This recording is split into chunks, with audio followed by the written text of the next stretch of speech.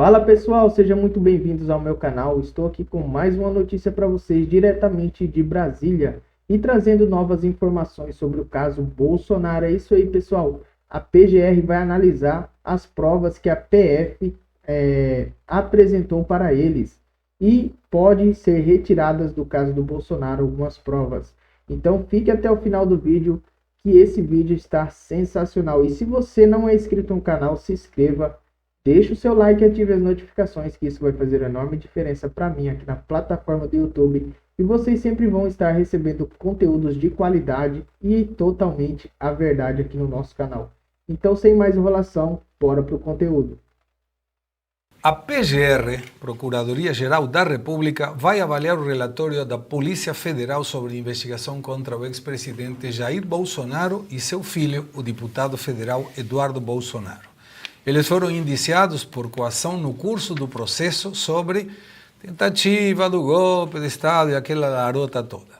O indiciamento se deu no inquérito que apura a atuação do congressista nos Estados Unidos, onde ele teria articulado medidas de pressão e sanções contra autoridades brasileiras.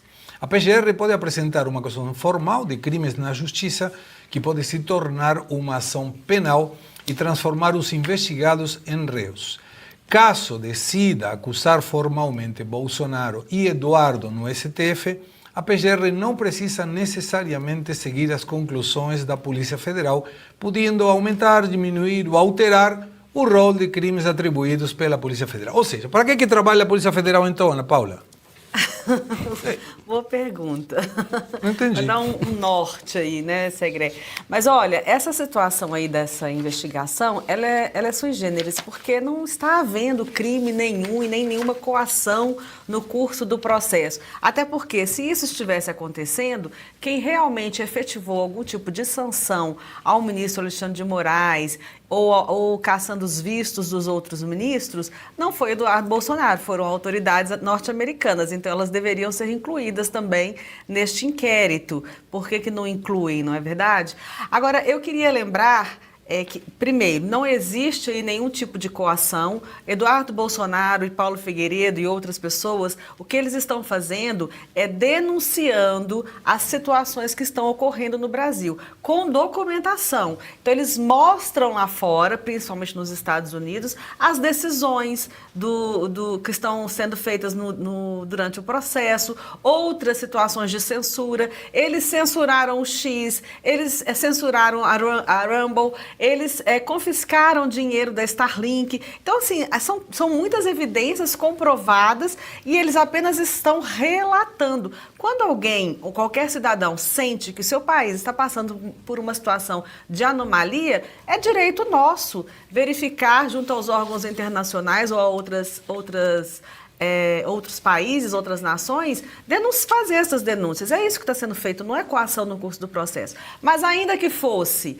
os áudios vazados na semana passada demonstram claramente que o presidente Jair Bolsonaro e Eduardo Bolsonaro estavam tendo aí conflitos em relação a essa estratégia que estava sendo adotada. Então, Jair Bolsonaro, só pelo fato de ter enviado dinheiro ao filho, não está coadunando com todas as ações do filho. Isso ficou comprovado nos áudios que foram vazados. Então, esse é outro ponto que já por si só deveria ser retirado Jair Bolsonaro desse inquérito. O professor perdeu. Perdi? 20 mil. Tá bom. 14,27. Perdeu. O professor perdeu. Estou salvando o Malbec aqui, por enquanto. Não, nossa aposta é: se eu ganho, eu recebo o Malbec. Se eu perco, você me dá 2. Não, nunca foi isso. Isso é falcatrua tua. Não. Então agora comenta, então. Vai lá. Ganhe o seu vinho. Agora eu comentar o que foi falado agora na PGR? Claro, exatamente. Não, se você quiser, podemos falar de outra coisa. Como saiu o teu time? Qual time você torce? Do Eduardo. Quer começar do futebol? A gente pode conversar todo aqui, é faroeste. A razão é muito simples. Por que eu perguntei isso? Primeiro que eu fiquei desatento na hora que você falou do vinho. Mas independentemente disso, se você for pegar a situação, você fez a pergunta certa para mim. Então, para que a gente que precisa de uma Polícia Federal? Claro. Isso para mim, o que demonstra não é a desorganização do sistema judiciário brasileiro, com todo respeito aos advogados aqui presentes, o nosso sistema judiciário... Não merece nenhum respeito judiciário. Não, com toda a consideração que você pode ter. Ele não funciona, ele está errado, as regras são totalmente inadequadas e injustas, até pelo próprio funcionamento. Eu sei que os advogados podem ficar meio chocados com isso, mas eu particularmente, eu não consigo entender a razão de uma sucumbência. Exemplo, como assim? A sucumbência tem que pagar o advogado do outro quando você entra, mas deveria ter pelo menos um parâmetro de equanimidade. Porque não tem. Ora, você coloca um indivíduo que paga um advogado o tempo inteiro, que é uma empresa, contra um pobre coitado que não tem nada. Aí o pobre coitado, se ele perder, ele paga a sucumbência do advogado do outro. Ou seja, você mostra que o nosso sistema não é equilibrado. Aí você pega uma situação como essa, em que você vê que um juiz, além dele ser, ou melhor, o PGR, ele simplesmente entrega um relatório e o juiz considera, aumenta e diminui os crimes de acordo com a PGR, que vai aumentar e diminuir os crimes independentemente daquilo que a Polícia Federal apresentar. Qual é a conclusão que você chega? Não existe, esse é que é o ponto principal para mim. Você não tem mais no sistema jurídico brasileiro elementos de concretude objetiva. Não tem mais objetividade, porque o nível de subjetividade que é dado em função do cargo e da posição hierárquica dentro do sistema produz uma distorção que nós não temos mais, não é um regime democrático, regime político, regime de governo democrático. Nós não temos mais Estado democrático de direito. E estão criando uma situação, e a gente vê refletido no sistema jurídico, uma situação de dividir a sociedade brasileira, não mais uma sociedade de classes, mas uma sociedade de castas. A prova foi o que foi apresentado aqui nos aeroportos. Ora, isso é a ideia de uma sociedade de castas. Aí você pega, um cara tem privilégio, ele tem uma determinada condição em que ele adquiriu dentro da sua profissão do sistema jurídico, e quem são os caras que vão herdar essa condição? Por incrível que pareça, vão herdar. Não são aqueles que vão assumir por meritocracia, mas normalmente por uma linhagem deles. Porque você cria um sistema que é um sistema de casta. Mais uma vez, a tua pergunta foi a pergunta-chave. Para que serve a Polícia Federal? Hoje eu sei que os agentes da Polícia Federal são excepcionais. Só tem um detalhe.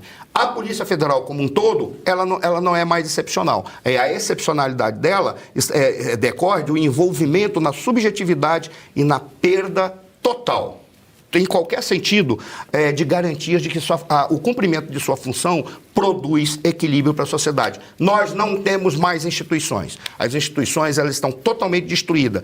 E instituição não é um prédio, é uma regra de conduta. No caso da instituição polícia, significa que é uma regra de conduta de um determinado grupo de indivíduos que são destacados da sociedade para garantir a segurança e a proteção dessa sociedade.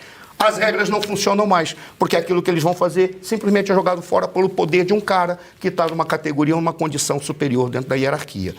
É um lixo. Para que a Polícia Federal? Eu não entendo nada de leis, temos dois advogados aqui, então me corrijam, por favor, e passo a palavra para você, André.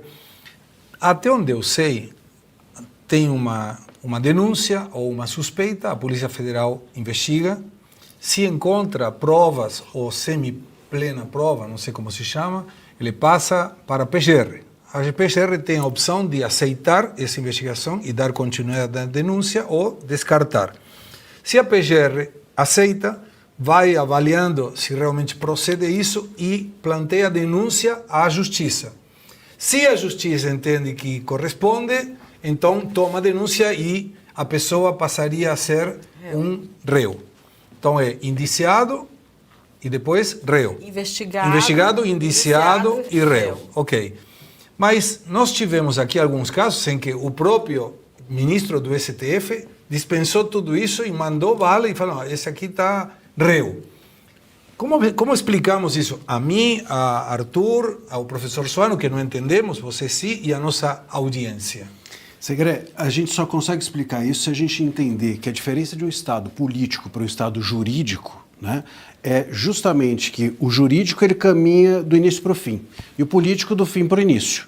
Então você, no Estado político, que é o que nós hoje temos, você começa dizendo o seguinte, você está condenado. Agora eu vou rechear a sua condenação. E eu vou de trás para frente criando o roteiro, o rastro da tua condenação. Então, o Bolsonaro, o bolsonarismo, de alguma forma, aquilo que está em torno dele, ele está condenado. Está condenado para que não possa, no ano que vem, ter influência política, para que não possa, no ano que vem, disputar o tabuleiro político brasileiro. É desse lugar que nós estamos falando. O Estado, esse consórcio estatal formado por STF e governo e executivo, Executivo condenaram já o Bolsonaro e o bolsonarismo e agora eles vêm fazendo o caminho contrário. Então, depois de condenar, aí eles vão tornar réu, depois de réu eles vão investigar, depois de investigar, é o caminho que está sendo feito. E dentro desse lugar, e não é só nesse caso, vamos nos lembrar aqui, por exemplo, agora a gente está com uma CPMI que vai adiante do INSS e essa CPMI vai suprir as investigações que a Polícia Federal, por exemplo, não fez do governo. Claro. Vamos lembrar que depois da segunda semana, aliás,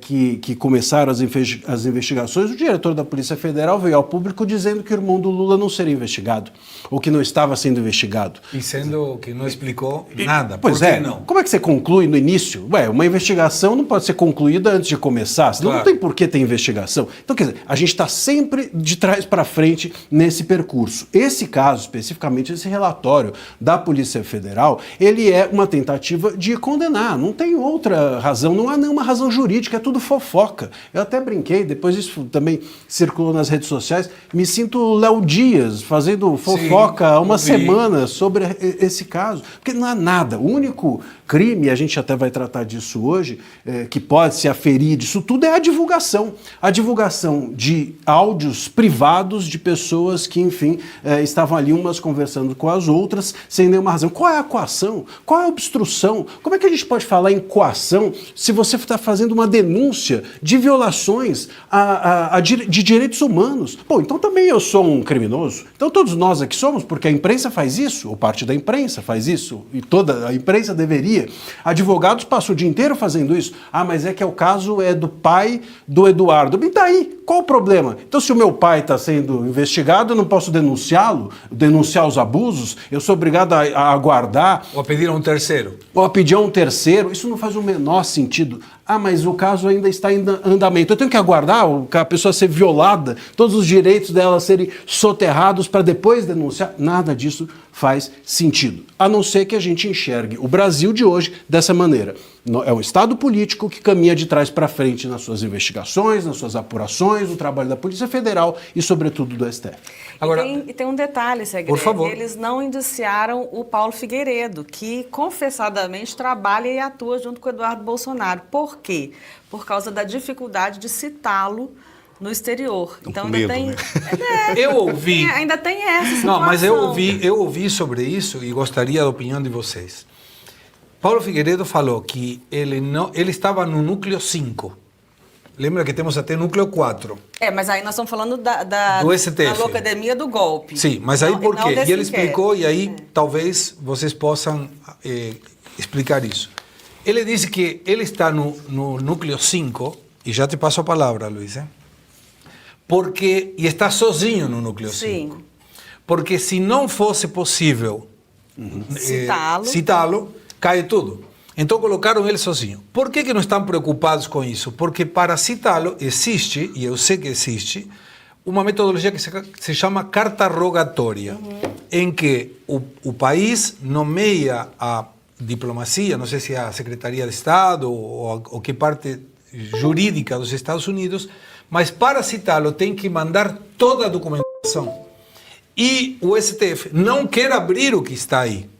Então já citaram ele num puteiro, vamos ir com todas as palavras, foi num puteiro, que era um endereço que sei lá porque estava vinculado com Paulo Figueiredo, que obviamente ele não estava. Aí, como em um momento aconteceu no X, notificaram pelo uma postagem no X também, aberrações jurídicas por onde ocorrem. Quando o X foi suspenso em 24, Sim, fizeram dessa forma. Fizeram assim. Então, talvez por isso não colocam o Paulo Figueiredo, porque se colocassem o Paulo Figueiredo junto com Eduardo Bolsonaro, Jair Bolsonaro e eventualmente esta investigação do pastor Silas, ou abrem a possibilidade e tem que mandar tudo para citá-lo como carta rogatória, ou cai. É isso aí. Então é uma justiça seletiva. É uma justiça seletiva de acordo com o interesse deles, tanto de não querer mandar toda a documentação, quanto também da questão da celeridade, porque essa citação certamente vai atrasar todo o procedimento. Mas você percebeu que se porventura eles fizerem por carta rogatória, eles assumem que eles fizeram errado antes, porque eles adotaram o procedimento correto agora. Então eles vão assumir, nossa, por que nós não fizemos isso antes? Joga fora tudo que nós fizemos. Ou seja, tudo que está argumentando aí vem a situação. Comprovado. Isso, estamos observando com pessoas que conhecem do direito, a André, a Ana Paula, nós não entendemos demasiado disso, que tem erros. E se você tem erros na mais alta cúpula judicial, vai reclamar aonde? Para o bispo. Ficamos de joelho e oramos. Como seria? Segundo Caivano, quando ele foi perguntar para alguém, um cara da esquerda falou, pede para Deus. Não, a gente pede para Deus também. Sim, André. Não, e vamos lembrar que o próprio Figueiredo já chegou a ser citado, intimado por conta de um vídeo, né? Então ele publicou um vídeo dizendo, olha, né, começou assim, aliás, não, eu demonstrando que ele conhecia o processo e pronto. Então, se ele conhecia o processo, ele já está citado. Sendo que o ato de citação, ele não é para você saber que existe o processo, é para você justamente conhecer os documentos. Claro. É para você conhecer tudo, a inteireza daquilo que você está sendo acusado e poder se defender plenamente. Mas esses atos todos, eles estão completamente banalizados no Brasil. Vale só pontuar rapidamente que, inclusive, o ministro Moraes está sendo sancionado pela Magnitsky em razão de violar esses atos. Claro. Porque esses atos de citação e intimação, eles estão hoje protegidos por acordos internacionais e tratados. E é exatamente nesse lugar que o Moraes está sendo sancionado. Luiz Arthur Nogueira, fechando essa pauta. Eu só fiquei com uma dúvida, né? Pede para Deus, é isso, professor Sônia? O Caivano falou que ele perguntou, o cara de esquerda disse, recorre a Deus. A minha dúvida, Deus tem cabelo? Eu acho que tem uma deixas maravilhosa, que ele não tem cabelo, é o outro lado. É o outro lado. O outro que pensa que é Deus, é isso. Então tá bom. Ô, Segré, você bem objetivo, assim, os nossos órgãos jurídicos viraram máquinas de aparelhamento político, de perseguição política, estamos há pouco mais de um ano da eleição. Quando você fala assim que o foco é na família Bolsonaro, é mesmo, porque é o que interessa para a eleição do ano que vem. Os outros são os outros, né? O foco de perseguição está na família Bolsonaro. No relatório do 8 de janeiro da Polícia Federal, eu lembro de ter comentado aqui no Faroeste Brasileira que aquilo é uma grande peça de ficção. Eu sugeri, inclusive, que aquelas pessoas que assinaram aquele relatório da Polícia Federal, que elas pudessem enviar currículo para a Rede Globo, para poder escreverem um roteiro de novela, porque elas são expert em ficção. Então, de fato, elas têm muita criatividade. Então, Segré, esses erros que foram cometidos me dão uma única certeza de que no futuro, em algum momento isso vai acontecer. Quando o Brasil voltar à normalidade, tudo isso vai ser cancelado. Tudo isso vai ser tornado nulo, como aconteceu com a Lava Jato. É apenas uma questão de tempo. É isso aí, pessoal. Esse aí foi o conteúdo da Faroeste Brasileira, deixando todos os créditos para eles na plataforma do YouTube. Pessoal, simplesmente é isso aí mesmo que eles estão falando. É só questão de tempo para que o Brasil seja liberto das mãos dos togados. E o problema está totalmente no STF, como todos já sabem. Ainda deixar aqui com vocês mais uma notícia, e uma notícia excelente que vocês vão gostar muito. Prestem bem atenção. Acesso negado. Moraes é proibido de usar cartão brasileiro da Elo após sanção da Magnitsky. Anteriormente, o ministro do STF teve o cartão da Mastercard bloqueado em razão de sanções impostas pelo governo dos Estados Unidos. O ministro Alexandre de Moraes foi proibido de usar o cartão brasileiro Elo em razão das sanções da lei Magnitsky, imposta pelo presidente dos Estados Unidos, Donald Trump. Conforme regulamentação da Elo, a empresa não atende clientes que tenham sido punidos pelo governo dos Estados Unidos ou embargados administrados pela OFAC, Escritório de Controle de Ativos Estrangeiros dos Estados Unidos. É isso aí, pessoal. Se ele achou que tinha saída para os bancos aqui nacional, para cartões nacional do Brasil, simplesmente não tem. Porque todos esses bancos, eles têm vínculos, querendo ou não, com os Estados Unidos. Então, simplesmente, acabou, é o fim, é isso. É isso que ele queria, né? E os crimes estão fazendo justiça pelos crimes que ele vem tendo cometido contra muitas pessoas inocentes, pessoas que não merecem, principalmente sobre a família Bolsonaro, que eles vêm atacando, vêm tentando tirar da eleição de 2026. Mas isso não vai acontecer, porque a justiça vai ser feita. Pessoal, muito obrigado por vocês que assistiram até o final do vídeo. Mais uma vez eu peço que você se inscreva no canal, deixe o seu like e ative as notificações, que isso vai fazer enorme diferença para mim aqui na plataforma do YouTube. Obrigado e até o próximo vídeo.